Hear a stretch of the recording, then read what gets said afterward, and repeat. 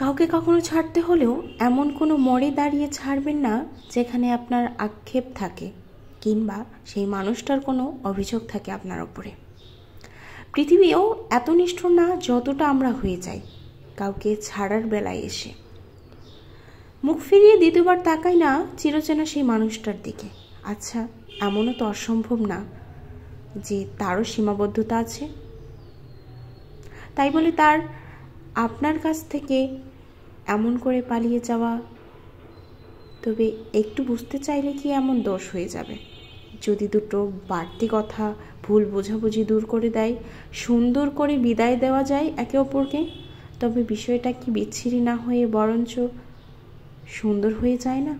অন্তত গলেই পৃথিবীতে কখনো কোনো চেনা পথে দেখা হলে মুখ ফিরিয়ে নেওয়া লাগবে না লজ্জায়, বরং তখনও হাসি মুখে কথা হয়ে যাবে দুজনার ক্ষণিকের জন্য।